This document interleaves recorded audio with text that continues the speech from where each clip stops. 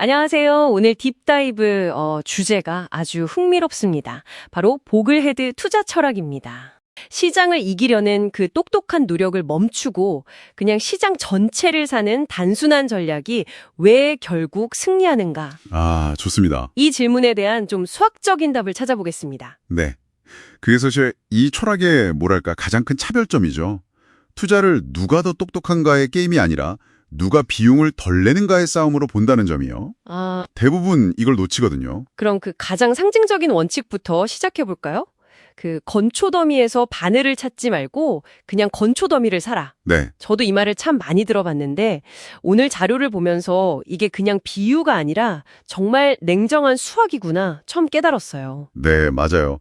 그게 정말 재밌는 지점인데 이건 철학이라기보다 거의 산수에 가깝거든요. 산수요? 네. 자료에 나온 것처럼 비용을 빼고 생각하면 모든 투자자의 수익률을 다 합치면 정확히 시장 평균 수익률이 나와요. 완전벽한 제로섬 게임이죠. 내가 시장보다 더 벌면 누군가는 그만큼 잃었다. 그렇죠. 그런데 여기에 이제 운용 수수료나 거래세 같은 비용이 끼어드는 순간 이 게임은 투자자 전체가 시장보다 지는 네거티브 섬 게임으로 바뀌는 겁니다. 와, 그러니까 제가 1% 초과 수익을 내려고 액티브 펀드에 가입했는데 수수료가 2%면 그냥 처음부터 시장보다 1%를 지고 시작하는 거네요? 정확합니다.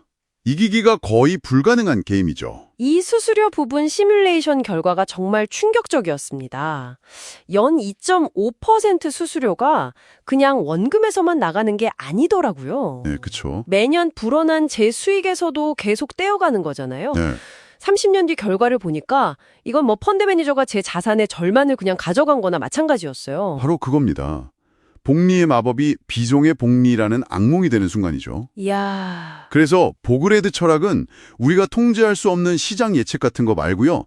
확실하게 통제할 수 있는 비용을 최소화하는 데 모든 걸 거는 겁니다. 그 구체적인 방법이 바로 3펀드 포트폴리오인 거고요. 미국 전체 주식, 그리고 미국 외 해외 주식, 마지막으로 채권. 이 세 가지 저비용 인덱스로 건초더미를 만드는 거죠. 알겠습니다. 비용이 핵심이라는 건 알겠는데 듣는 분들은 바로 이 질문 하실 것 같아요. 그래서 수익률은 어떤데요? 네, 가장 중요한 질문이죠. 아무리 안정적이어도 S&P 500만 따라가는 것보다 성과가 너무 낮으면 좀 매력이 없으니까요. 25년 데이터가 어땠나요? 2000년부터 25년간 데이터를 보면 연평균 수익률 자체는 S&P 500에 100% 투자한 게 약간 더 높긴 했습니다. 그래요? 네. 하지만 결정적인 차이는 위기가 왔을 때 나타났죠. 2008년 금융위기 때 S&P 500은 마이너스 51%까지 폭락했거든요. 와, 마이너스 51%? 근데 이 3펀드 포트폴리오는 마이너스 32% 하락에 그쳤습니다. 저도 그때 기억하는데 마이너스 32%도 정말 공포스럽지만 마이너스 51%는 이건 계좌를 쳐다보기도 싫은 숫자죠. 자산이 반토막 나는 걸 보면서 버틴다는 게. 보통 심리로는 불가능하죠. 밤에 발 뻗고 잘 수 있는가의 문제입니다. 그 말이 확 와닿네요. 그리고 그 차이가 모든 걸 결정합니다. 수학적으로도 마이너스 50% 손실을 복구하려면 100% 수익이 필요하거든요. 네, 2배가 올라야죠. 근데 마이너스 30% 손실은 43% 수익만으로도 회복이 가능해요. 하락을 덜 맞는 게 결국 더 빨리 그리고 더 확실하게 가는 길이라는 겁니다. 그게 바로 자산 배분의 힘이군요. 네. 잠깐만요. 근데 모두가 이렇게 시장 전체를 그냥 사버리면 잘하는 기업이랑 못하는 기업이랑 구분이 없어지는 거 아닌가요? 아무도 주식 가치를 분석 안 하면 시장이 제대로 돌아갈까요? 영화 빅쇼트의 마이클 버리가 걱정한 게 바로 이 지점 같은데요? 아주 중요한 질문입니다. 자료에서도 그 점을 명쾌하게 반박하는데요. 네. 패시브 펀드가 전체 자산의 많은 부분을 소유하는 건 맞습니다. 하지만 하루 동안 일어나는 실제 거래량의 90% 이상은 여전히 가격을 분석하고 베팅하는 액티브 투자자들이 주도하고 있다는 거죠. 거래량은 다르군요. 네, 비유하자면 패시브 투자자들은 식당의 모든 메뉴를 그냥 다 주문하고 있는 거고요. 액티브 투자자들은 여전히 이 재료가 신선한가, 저 메뉴는 너무 비싼 거 아닌가?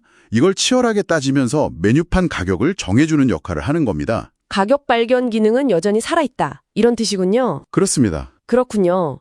그럼 이 모든 걸 종합해보면 이 보글헤드 철학이라는 건 대박을 노리는 전략이 아니라 치명적인 실패를 피하는 전략이네요. 맞습니다. 듣기엔 좀 지루하지만 결과적으로는 아주 강력한 방법이고요. 네.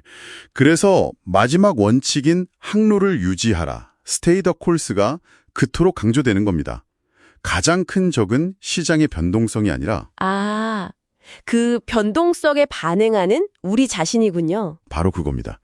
그 감정적인 충동이 진짜 적이죠. 아, 그게 정말 말처럼 쉽지가 않죠. 자료에도 나오지만 2008년에 마이너스 51%를 딱 겪으면 이번엔 정말 다르다.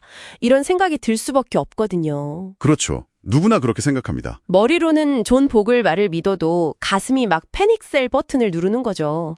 듣고 보니 이건 투자 기술이라기보다 인간의 본성을 거스르는 일종의 심리 훈련에 가깝네요. 와, 완벽한 요약입니다. 투자는 결국 심리 싸움이니까요. 오늘 딥다이브가 당신에게 던지는 마지막 생각거리는 이것입니다. 어쩌면 투자에서 가장 중요한 질문은 다음에 무엇이 오를까가 아니라 나는 지금 이기는 게임을 하고 있는가 아니면 지는 게임을 하고 있는가가 아닐까요? 그리고 그 답은 당신의 계좌 명세서에 찍힌 작은 숫자, 바로 비용에 달려 있을지 모릅니다.